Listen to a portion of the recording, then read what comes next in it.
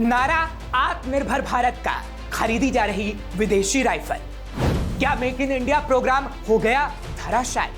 नमस्कार दोस्तों, मैं हूं आपके साथ हर्ष भारद्वाज। देश की सरकार इंडियन आर्मी के लिए 73,000 से भी ज्यादा SIG 716 असॉल्ट राइफल खरीद रही है, यानी विदेशी राइफल, जिससे सवाल उठ रहा है कि कई ऐसे हथियार जो भारत में बनाए जा रहे हैं और लगभग सभी राइफलों को भारत आत्मनिर्भर भारत के तहत बना रहा है, फिर आखिर क्यों SIG 716 असॉल्ट राइफल को विदेश से मंगाया जा रहा है, जिस पर अब सवाल उठ रहे हैं। सवाल कौन उठा रहा है वो आपको बताएं। उससे पहले आपको बता देते हैं कि इस राइफल को अमेरिकी स्विट्जरलैंड की कंपनी सिंग सौर बनाती है और इस राइफल को भारत खरीदने जा रहा है, जिस पर भारत के स्वदेशी हथियार निर्माता कंपनी SSS डिफेंस के CEO विवेक कृष्णन इस बात से खासे नाराज दिखे और उन्होंने सवाल उठाते हुए X पर पूछ डाला कि सरकार के इस फैसले पर क्या आखिर कहां है मेक इन इंडिया प्रोग्राम। दरअसल 28 अगस्त के पोस्ट में उन्होंने लिखा कि एक दिन पहले से लोग मुझसे SIG 716 पर मेरी ओपिनियन पूछ रहे थे और हमें ये पता था ये होने वाला है, इसलिए हम अपने काम पर लग गए। लेकिन कुछ बातें स्पष्ट कही जानी चाहिए थी, क्योंकि हम देश में स्वदेशी हथियार बना रहे हैं। अब देश में डिफेंस के लिए मेक इन इंडिया कहां है?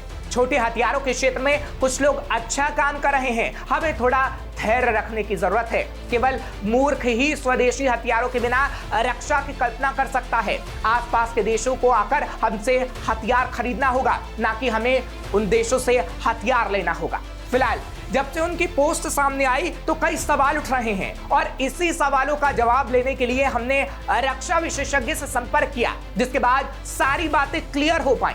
आप भी सुनिए, भारत ने ये राइफल विदेश से क्यों मंगाई और इसका विरोध क्यों हो रहा है।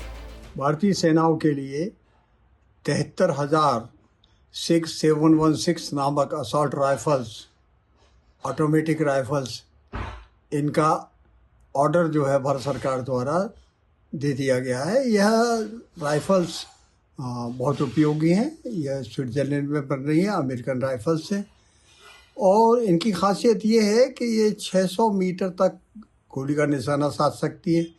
वजन में भी ये, अभी हम जिन राइफल्स का उपयोग हमारे सैनिक कर रहे हैं, अब अक्सर लोगों का ये कहना है कि ये जो हम आत्मनिर्भर भारत की बात करते हैं तो ये राइफल्स हिंदुस्तान की बनी हुई हम क्यों नहीं लेते।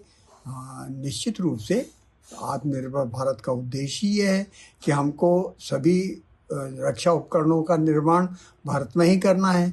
इस टेक्नोलॉजी को भी हम ले रहे हैं, लेकिन इंसास राइफल का जो मॉडिफाइड वर्जन है उसके भी जो कुछ ड्रॉबैक्स पकड़ में आए हैं, जिनके बारे में हमारी सेनाएं काफ़ी चिंतित थी। विशेषकर हाई एल्टीट्यूड पर लद्दाख में और पहाड़ों के बीच इन राइफल्स में जो परेशानी आ रही थी, ये कभी कभी बंद हो जाती थी। का जो विरोध SSS जो डिफेंस भारतीय एक संस्थान है जो रक्षा उपकरण तैयार करती है, उसके CEO ने इसका क्रिटिसिज्म किया है, लेकिन वो क्रिटिसिज्म अपनी जगह है।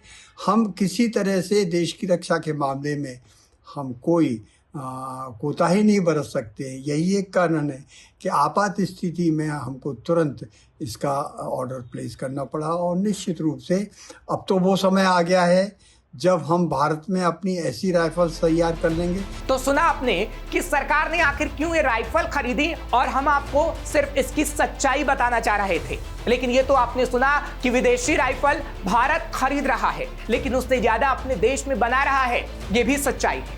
इस वक्त भारत राइफल से लेकर मिसाइल तक बना रहा है। इसलिए अब आपको बताएंगे कि भारत आखिर क्या क्या स्वदेशी तरीके से भारत के अंदर ही बना रहा है। भारत ने आखिर क्या क्या बनाया?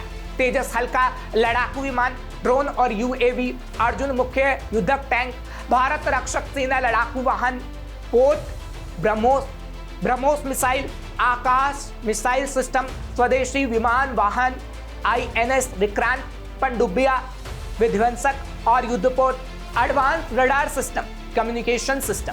तो अब तो आप समझ गए होंगे कि आखिर कैसे भारत स्वदेशी हथियारों को बना रहा है। लेकिन हाँ, जरूरत के हिसाब से वो विदेशी हथियार भी खरीद रहा है और अपने आप को मजबूत कर रहा है। क्योंकि भारत अपनी सुरक्षा को सबसे ऊपर रखता है और उसके लिए भारत हमेशा से अग्रसर रहा है। और इसलिए जहां भारत ने आत्मनिर्भर भारत का नारा दिया, वहीं भारत कई और हथियार अमेरिका जैसे देशों से खरीद रहा है।